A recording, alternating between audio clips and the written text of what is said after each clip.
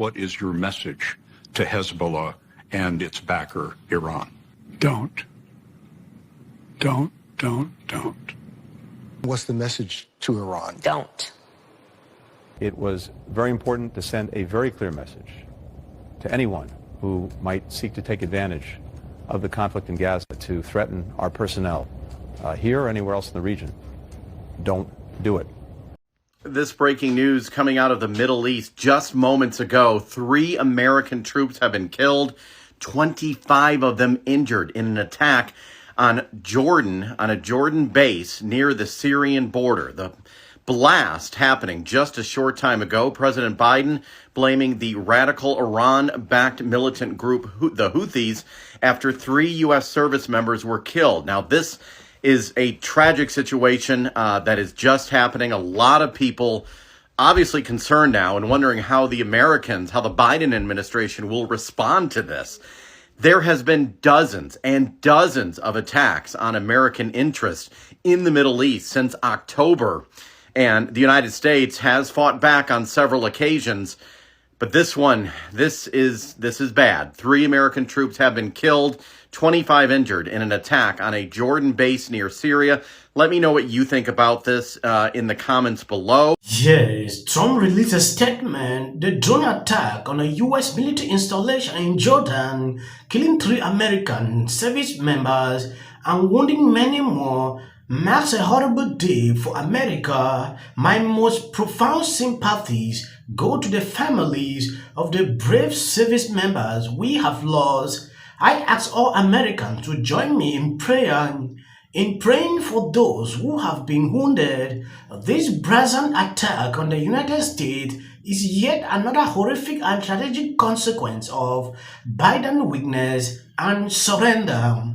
So tell me, why aren't you voting for Joe Biden? I am not voting for Joe Biden because I have finally realized that man is a racist. I'm not going to vote for someone who funded a genocide.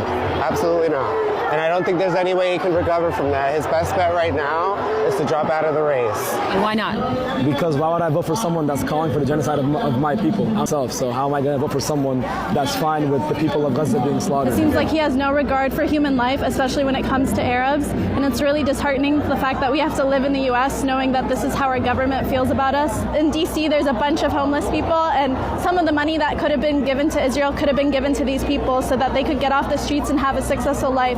It seems more that he cares about the people overseas rather than he cares about his own constituents. Joe Biden, Sleepy Joe, as I like to call him, he's not listening to us, and it's not right. I can't name one thing Joe Biden has done that was good. Not one. While he's doing this and also still trying to do the border walls, and he's also trying to keep kids in cages. He thought that was going to be done with Trump. He's still doing it too. Some of your colleagues, and we talked about what's happened at the protests this week, have called the president. In another tweet, page 2, 3 years ago, Iran was weak, broke, and totally under control. Thanks to my maximum pressure policy, the Iranian regime could barely scrap $2 together to fund their terrorist proxies. Then Biden came in and gave Iran billions of dollars, which the regime has used to spread bloodshed and carnage throughout the Middle East. This attack would never have happened if I was president, not even a chance. Just like the Iranian-backed Hamas attack on Israel will never have happened, the war in Ukraine will never have happened, and we will right now have peace throughout the world. So some of your colleagues have accused the president of supporting genocide, including Rashida Tlaib. Do you agree with that word, genocide, that the president's been supporting a genocide, or does that go too far? I think what we are seeing right now throughout the country is that young people are appalled at the violence and the indiscriminate loss of life. We are not just seeing 25,000 people that have died in Gaza.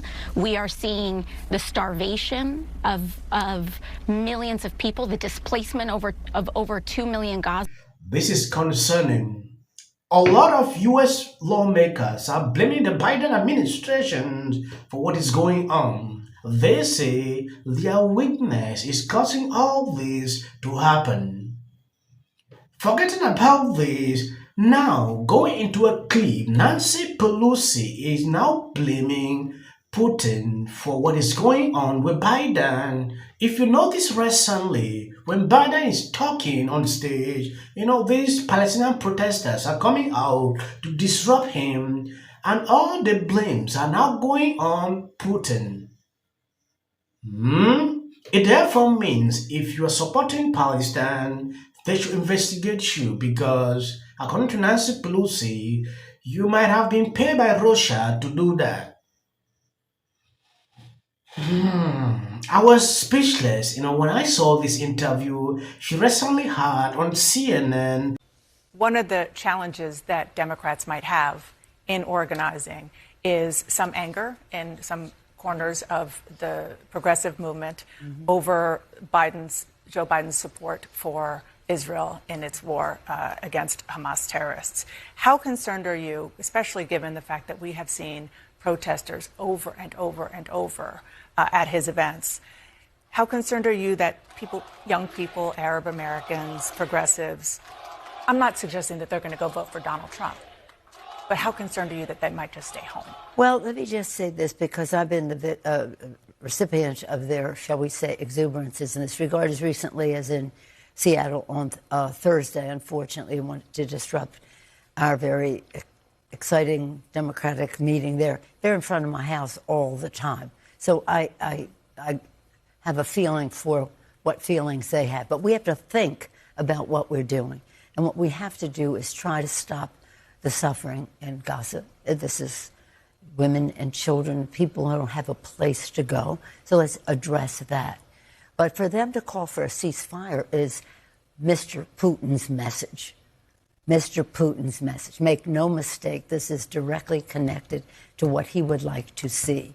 Same thing with Ukraine. It's about Putin's message.